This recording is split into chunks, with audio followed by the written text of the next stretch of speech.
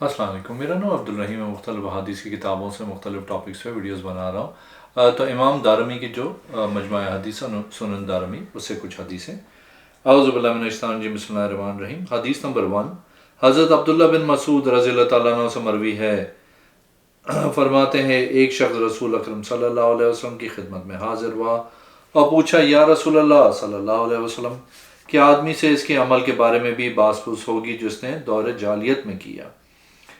رسول اکرم صلی اللہ علیہ وسلم نے فرمایا، جو شخص اچھی طرح اسلام لایا یا اس میں دور جاہلیت کے عمل کا سوال نہیں ہوگا۔ جس کے اسلام میں بگاڑ ہوا، اس سے پہلے اور پچھلے دونوں قسم کے اعمال کے بارے میں مواخذہ ہوگا۔ ایک اور حدیث ہے، حدیث نمبر 2، حضرت ودین بن عطا بن کفانہ رضی اللہ تعالیٰ عنہ سے مروی ہے، ایک شخص رسول اکرم صلی اللہ علیہ وسلم کی خدمت میں حاضر ہوا اور اس نے عرض کی، یا رسول اللہ صلی اللہ علیہ وسلم، ہم لوگ جہالیت اور بت پرستی کے دور میں تھے، بس ہم اولاد کو قتل کرتے تھے اور میری ایک بیٹی تھی۔ جب وہ میرے بلانے پہ میرے پاس آنے اور خوش ہونے لگی، اس عمر کو پہنچ گئی، تو ایک دن میں نے اسے بلایا، بس وہ میرے پیچھے آئی۔ میں چلتے چلتے قریب ہی میں ایک اپنے خاندانی کنویں پہ آیا اور اس کے ہاتھ کو پکڑ کے اس کو کنویں میں دھکیل دیا، اور میرے اس کے ساتھ آخری وقت تک یہی معاملہ تھا۔ وہ ابا جان پکار رہی تھی۔ یہ سن کے رسول اکرم صلی اللہ علیہ وسلم رو پڑے، حتیٰ کہ آپ صلی اللہ علیہ وسلم کی آنکھوں سے آنسو نکلے۔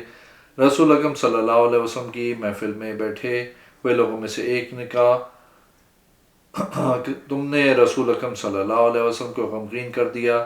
رسول اکرم صلی اللہ علیہ وسلم نے فرمایا، رک جائیے، اس بات کے بارے میں سوال کر رہا ہے جس نے اس کو غمگین کر رکھا ہے۔ پھر آپ صلی اللہ علیہ وسلم نے اس آدمی سے فرمایا، اپنی بات دوبارہ بیان کر۔ اس نے دوبارہ بیان کی تو آپ صلی اللہ علیہ وسلم رو پڑے، حتیٰ کہ آنسو آپ صلی اللہ علیہ وسلم کی آنکھوں سے داڑھی مبارک پہ بہنے لگے۔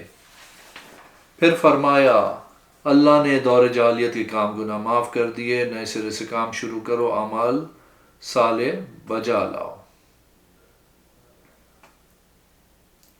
ایک اور حدیث ہے، حدیث نمبر 3، حضرت مجاہد رحمۃ اللہ علیہ فرماتے ہیں، میرے آزاد کردہ غلام نے مجھ سے بیان کیا کہ اس کے گھر والے مالکوں نے اسے ایک پیالہ دے کر اپنے معبود کے پاس بھیجا۔ اس پیالے میں مکھن اور دودھ تھا۔ وہ کہتا تھا، مجھے ان بتوں کے خوف نے مکھن کھانے سے روک دیا۔ وہ کہتا ہے، پھر ایک کتا ہے، اس نے مکھن کھا لیا، دودھ پی لیا، پھر اس نے بت پہ پیشاب کر دیا، اور یہ بت اصاف اور نائلہ تھے۔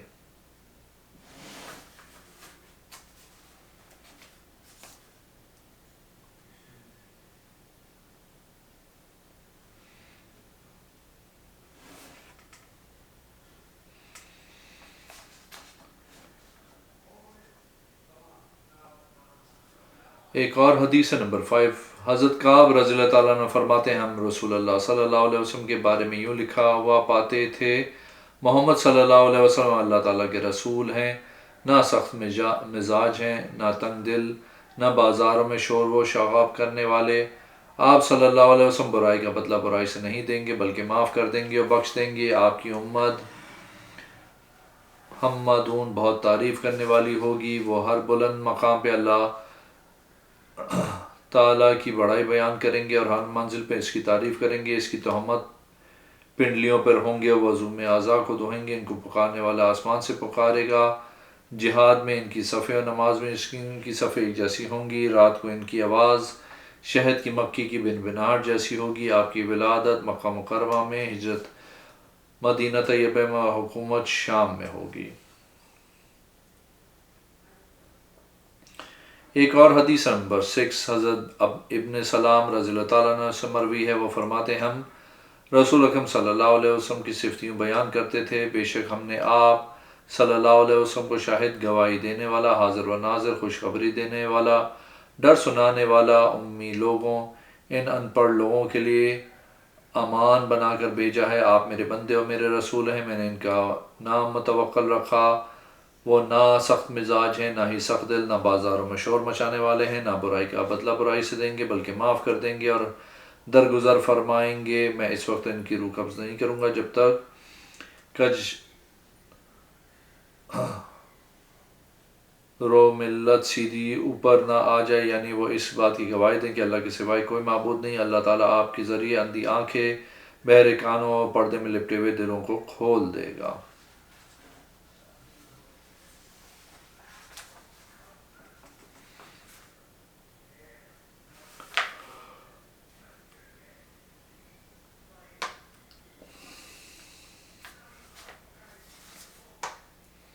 ایک اور حدیث نمبر 8 حضرت ابن عباس رضی اللہ تعالیٰ عنہ سے مروی ہے، انہوں نے حضرت کعب احبار رضی اللہ تعالیٰ عنہ سے پوچھا، تم تورات میں رسول اکرم صلی اللہ علیہ وسلم کی نعت کس طرح پاتے ہو؟ حضرت کعب رضی اللہ تعالیٰ عنہ نے کہا، ہم اس طرح پاتے ہیں، محمد بن عبداللہ صلی اللہ علیہ وسلم مکہ مکرمہ میں پیدا ہوں گے، طابہ مدینہ طیبہ کی طرف ہجرت کریں گے، اور آپ کی حکومت شام میں ہوگی، نہ فحش کلام ہوگے، نہ بازاروں میں شور کرنے والے، نہ برائی کا بدلہ برائی سے دیں گے بلکہ معاف کر دیں گے اور بخش دیں گے۔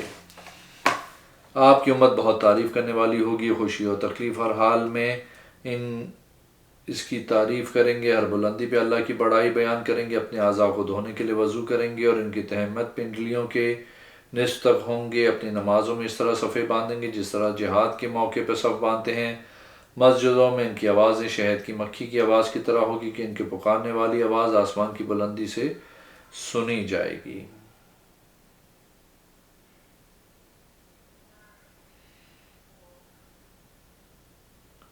ایک اور حدیث ہے نمبر 9 حضرت جبیر رضی اللہ تعالیٰ عنہ فرماتے، رسول اکرم صلی اللہ علیہ وسلم نے فرمایا، بے شک تمہارے پاس ایک رسول آیا جو کمزور ہے، نہ سست، تاکہ وہ پردوں میں لپٹے ہوئے دلوں کو کھول دے، اندھی آنکھوں کو کھول دے، بہروں کو سنا دے، ٹیڑھی باتوں کو سیدھا کرتے، حتیٰ کہ لا الہ الا اللہ وحدہ کہا جائے۔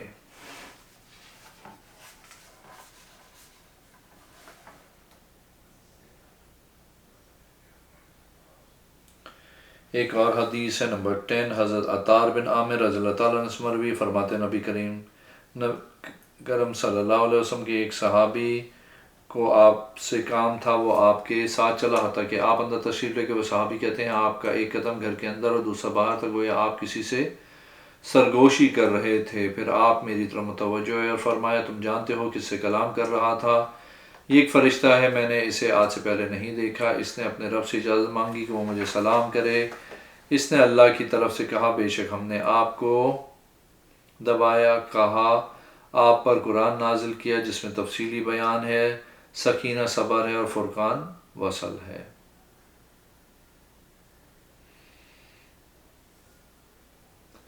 ایک اور حدیث ہے نمبر 11 حضرت عطیہ سے مروی ہے، انہوں نے ربیعہ حرشی رضی اللہ تعالیٰ عنہ سے سنا، فرماتے ہیں نبی اکرم صلی اللہ علیہ وسلم کے پاس کوئی آنے والا آیا، بس آپ سے کہا گیا چاہیے کہ آپ کی آنکھیں سوئیں، کان سنیں اور دل سمجھے۔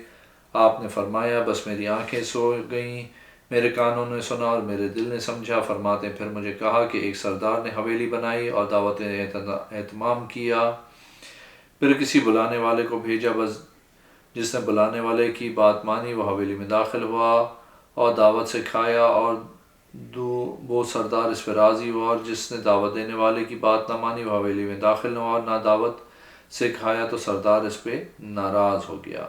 اللہ تعالیٰ مالک سید ہے، محمد صلی اللہ علیہ وسلم بلانے والے ہیں، حویلی اسلام ہے اور دعوت جنت ہے۔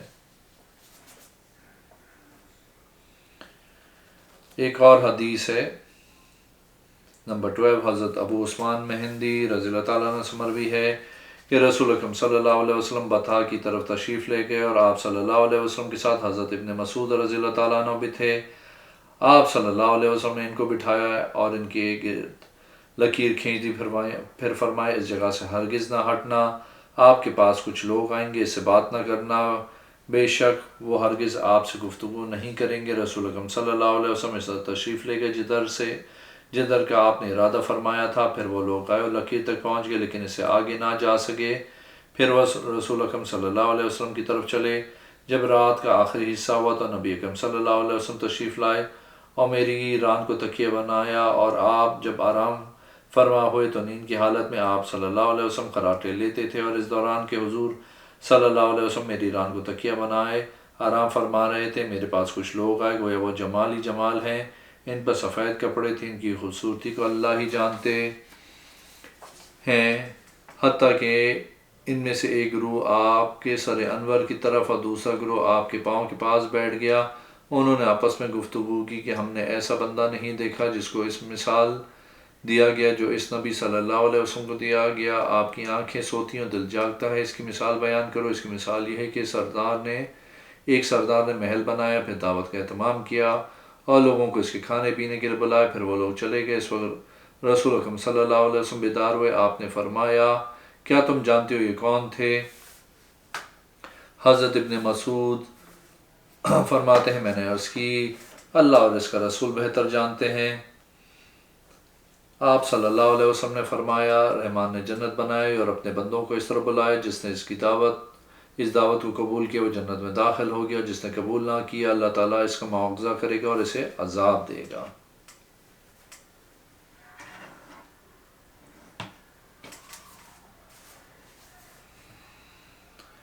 ایک اور حدیث نمبر 13 حضرت عبد الرحمن بن عمر السلمی سے مروی ہے، حضرت عتبہ بن عبد سلمی رضی اللہ تعالیٰ عنہ نے ان سے بیان کیا کہ وہ رسول اکرم صلی اللہ علیہ وسلم کے صحابہ تھے کہ ایک شخص نے رسول اکرم صلی اللہ علیہ وسلم سے پوچھا یا رسول اللہ صلی اللہ علیہ وسلم شروع میں آپ کی شان کس طرح تھی؟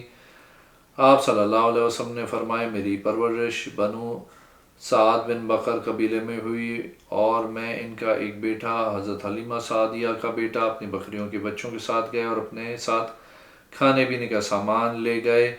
میں نے کہا بھائی جاؤ اور ہمارے ماں سے کھانے پینے کا سامان لے آؤ۔ میرا بھائی چلا گیا اور میں بکریوں کے بچوں کے پاس ٹھہر گیا۔ اتنے میں 2 سفید پرندے آئے، گویا وہ گدھ ہیں، سفیدی میں مشابہت ہے۔ ان میں سے ایک نے دوسرے سے کہا کیا یہ وہ یہی ہے؟ دوسرے نے کہا ہاں، بس وہ میری طرف جلدی کرنے لگے۔ انہوں نے مجھے پکڑ کے گدی کے بل لٹایا، پھر انہوں نے میرے پیٹ کو پھاڑا اور میرا دل نکال کے اس کو چیرا۔ انہوں نے اس سے 2 سیاہ لوتھڑے نکالے۔ پھر ان میں سے ایک نے دوسرے سے کہا میرے پاس برف والا پانی لاؤ۔ چنانچہ اس نے اس کے ساتھ میرے پیٹ کو دھویا، پھر کہا میرے پاس ٹھنڈا پانی اور اس کے ساتھ میرا دل کو دھویا، پھر کہا کہ میرے پاس چھری لاؤ، بس اس کو میرے دل میں داخل کیا۔ پھر ان میں سے ایک نے دوسرے سے کہا اسے کاٹیں، اس کے 2 حصوں میں تقسیم کیا اور اس پہ مہر نبوت لگائی۔ پھر ان میں سے ایک نے دوسرے سے کہا ان کو ایک پلڑے میں اور ان کی امت کے 1000 افراد کو دوسرے پلڑے میں رکھیں۔ رسول اکرم صلی اللہ علیہ وسلم فرماتے ہیں کہ میں نے جب اپنے اوپر کی جانب ان 1000 کو دیکھا تو مجھے ڈر ہوا کہ ان میں سے کچھ میرے اوپر گر جائیں گے۔ اس نے کہا اگر ان کے ساتھ ان کی تمام امت کا وزن کیا جائے تو ان کا پلڑا جھک جائے گا، یعنی وزنی ہوگا۔ پھر وہ دونوں مجھے چھوڑ کر چلے گئے۔ رسول اکرم صلی اللہ علیہ وسلم فرماتے ہیں میں بہت زیادہ خوف زدہ ہو گیا، پھر میں اپنی ماں حضرت حلیمہ رضی اللہ تعالیٰ عنہا کے پاس گیا اور تمام واقعہ بیان کیا۔ اس سے یہ خوف ہوا کہ کہیں مجھے کوئی مشکل پیش نہ آ جائے۔ اس نے کہا میں تجھے اللہ تعالیٰ کی پناہ میں دیتی ہوں۔ اس نے اپنے اونٹ پہ کجاور رکھا اور مجھے کجاور بٹھا کے خود میرے پیچھے بیٹھ گئی، حتیٰ کہ میری والدہ کے پاس پہنچا دیا اور کہا میں نے اپنی امانت ادا کر دی، ذمہ داری پوری کر دی، نیز جو واقعہ پیش ہے وہ بھی بیان کر دیا، لیکن وہ خوف زدہ نہ ہوئی۔ فرمایا جس وقت آپ صلی اللہ علیہ وسلم پیدا ہوئے تو میں نے دیکھا، یعنی ایسا نور دیکھا جس سے شام کے محلات روشن ہو گئے۔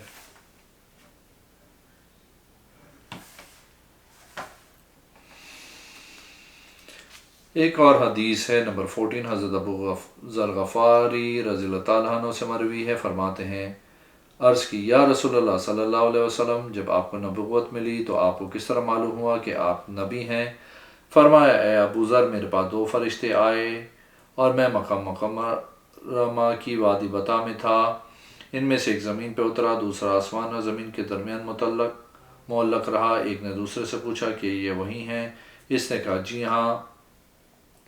اس نے کہا ایک آدمی کے ساتھ ان کا وزن کرے، بس اس کے ساتھ میرا وزن کیا گیا تو میرا وزن زیادہ ہوا۔ پھر کہا 10 آدمیوں کے ساتھ وزن کریں، اس کے ساتھ میرا وزن کیا گیا، پھر بھی میرا وزن زیادہ ہوا۔ پھر کہا 100 کے مقابلے وزن کریں، پھر ان کے ساتھ وزن کیا تو بھی میرا وزن زیادہ ہوا۔ پھر کہا 1000 کے ساتھ وزن کرو، بس اس کے ساتھ میرا وزن کیا گیا تو میرا وزن زیادہ ہوا۔ گویا میں دیکھ رہا ہوں کہ وزن کی کمی کی وجہ سے مجھ پہ پھیل رہے ہیں۔ آپ فرماتے ہیں ان میں سے ایک نے دوسرے سے کہا اگر تم ان کی پوری امت کے ساتھ وزن کرو تو بھی ان کا وزن زیادہ ہوگا۔ ایک اور حدیث نمبر 15 حضرت ابو صالح سے مروی ہے کہ رسول اکرم صلی اللہ علیہ وسلم ان صحابہ کرام کو یوں آواز دیتے، اے لوگوں، میں بطور ہدیہ تمہاری طرف بھیجی گئی رحمت ہوں۔ اگر آپ نے میرے چینل کو اب تک سبسکرائب نہیں کیا تو پلیز کیجیے، اس ویڈیو کو لائک کیجیے۔ اگلے میں انشاءاللہ حاضر ہوتا ہوں۔ اللہ حافظ۔